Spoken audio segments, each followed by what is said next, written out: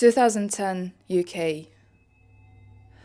A home surveillance camera captured something very unusual.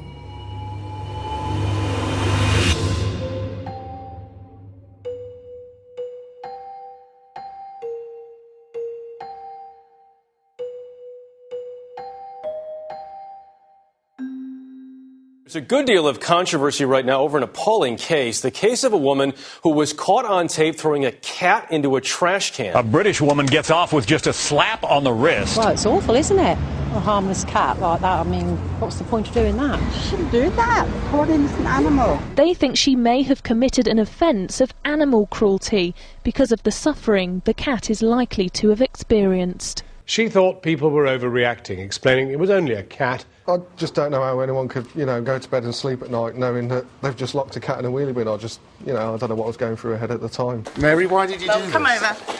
Mary? As I say, the press release has been issued. I have But you're sorry for what you did. Of course I am. Mary, excuse me. I need to be somewhere. While people were quick to shame Mary for hurting the cat, others around the world who attempt to stop animal abuse are being sentenced to prison. I'm Monica Lilly. I'm 66. I've had a restraining order, an ASBO. I've been arrested more than 30 times.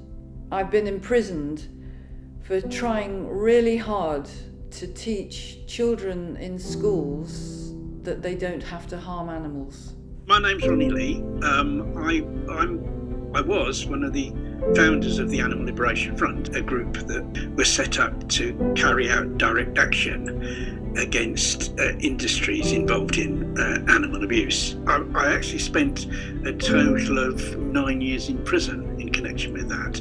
Hi, I'm Martin Smedjeback. I'm a Swedish animal rights activist. I'm a part of a group where we go into factory farms, free animals, put them in homes, and then we leave cookies to the farmers, and then we call the police. And we had a trial where I got sentenced to 1 month in prison.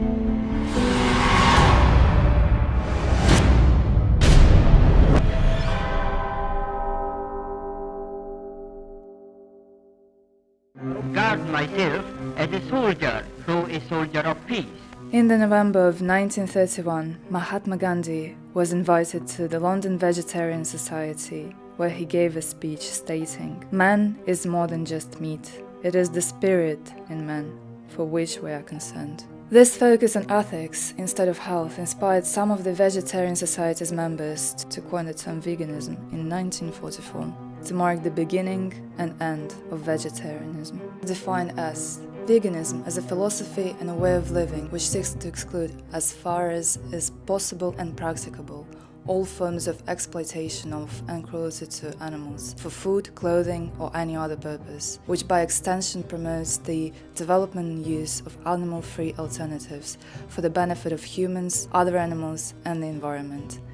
In dietary terms, it denotes the practice of dispensing with all products derived wholly or partly from animals.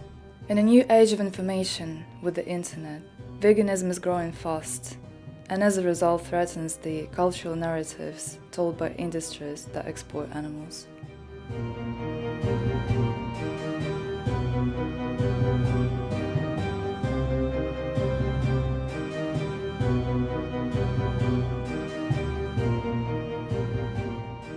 Which led to new laws being put in place to protect the current system of oppression, such as the Animal Enterprise Terrorism Act, which has redefined rescuing animals as a form of terrorism, alongside other new legislation making it a criminal act to be a whistleblower within animal agriculture, leading to this, where a woman was taken to court for filming a live cow being dragged by a tractor from the roadside. Yes, he's alive! Oh my god, oh my god. You cannot videotape my property from public property, so I'm asking you to stop. Now I'll leave and call the cops and have them do that for me. All right, I am on public property. I will stay on public property. Okay, well, I'm just going to hang up and call the cops now, okay? Hi. Taking pictures or? Yep. Okay. Were you trespassing in this property? No, I was not. I never passed where you're standing right now. Okay. Am I free to leave or am I being detained? You're being detained right now. I am being detained. Yes. Okay. This is the equivalent of the CCTV owner being arrested for filming the woman putting the cats in the bin.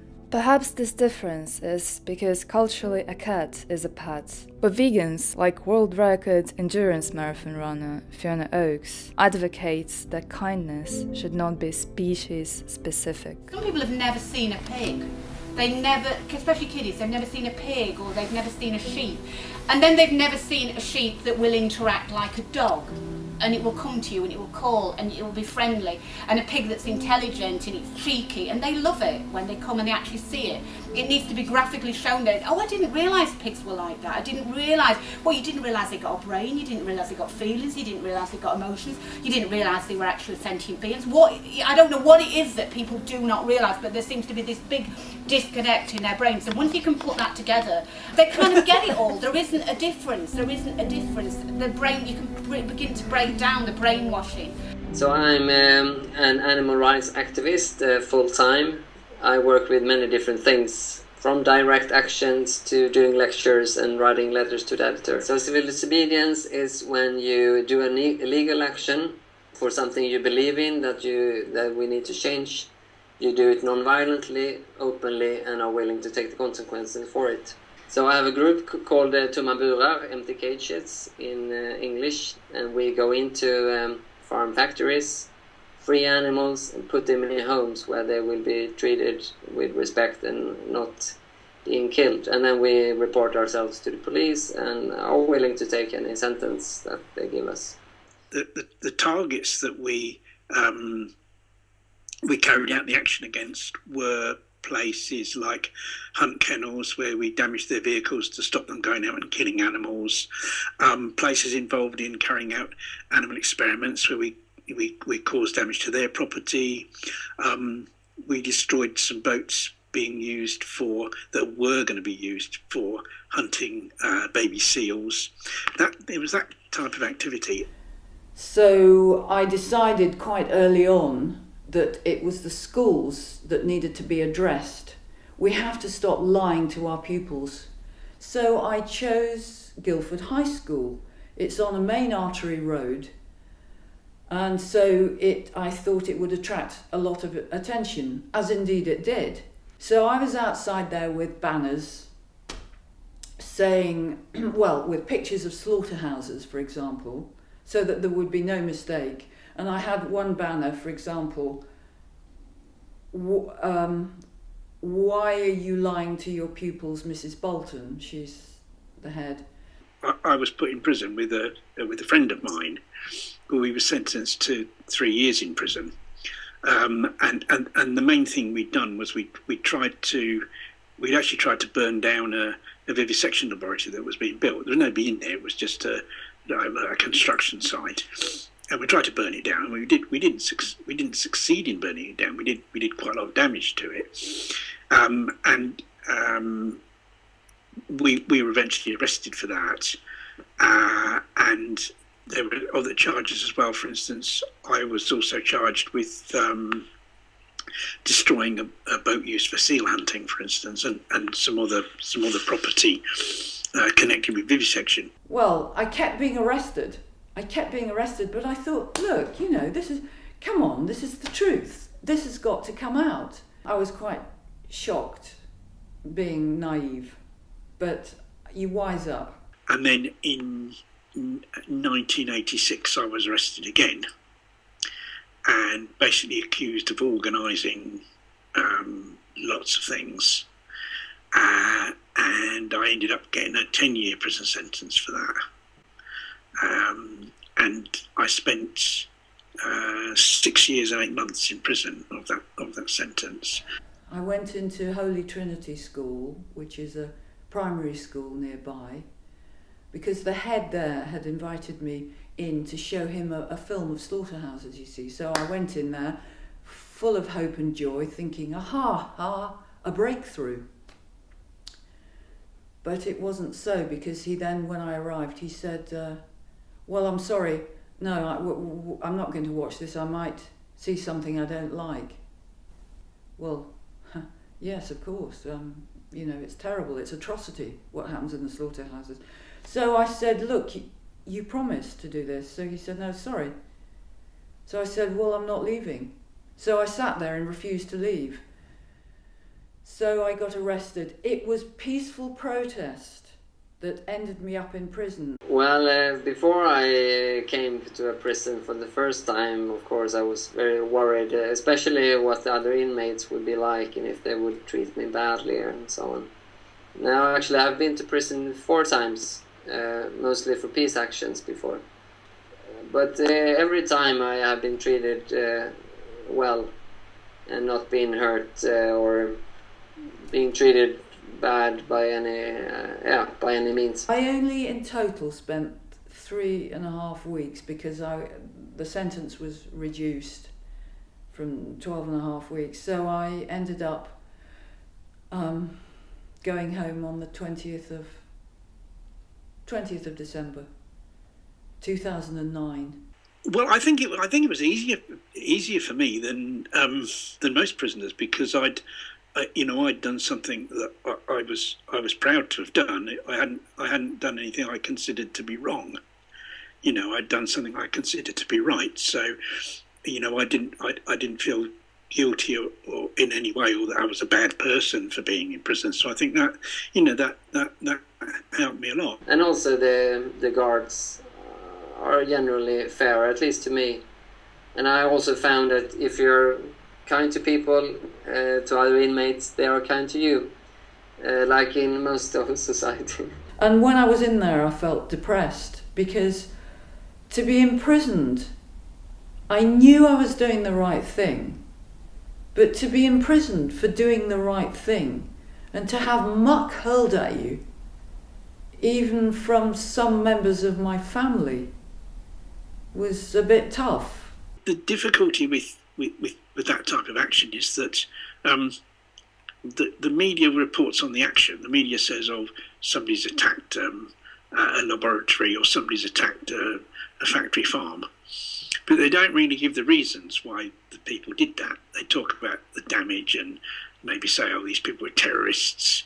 But they don't explain how there's a reason for that. We have this grotesque system in the British education system where we are telling outright lies to the children who trust us. We are betraying their trust. We teach them to eat animals, to eat dairy and flesh. It produces all these ills, world famine, it produces ill health and a whole raft of other problems. And that has to be addressed. There is no excuse now for telling these lies. It's needed with these kind of actions that really challenge the laws. I think that would become more pressure on the politicians, because that's what we need. And also different kinds of pressures, I mean, from different kind of groups. I think that would be the most effective thing we could have. So this has to be taught in the schools, sanctioned. It's no good me, for example, giving leaflets to the children in the street, then saying, oh, look out, here come the police, run. That's no form of education at all. It has to be in the schools, sanctioned. That's it. I think, I mean, most people are not activists for any cause, and maybe it has to do partly that we are like a society focused on shopping and entertainment, and we don't get inspiration from enough people that show that you can be an activist or being active for a cause. Voluntary death fast in prison may be over when these pictures appear. The little old man has shown himself willing to make the supreme sacrifice. The cat itself, Lola, has since made a full recovery after spending fully 15 hours trapped inside that bin. Meanwhile, Mary Bale herself has quit her job as a bank teller. She's also now suffering from anxiety and depression after receiving abuse and death threats from around the world. But this afternoon she clarified this and issued an official statement. I can't explain why I did this. It's completely out of character, she said, and I certainly didn't intend to cause any distress to Lola or her owners. It was a split second of misjudgment that has got completely out of control. I wish to reiterate that I am profoundly sorry for my actions.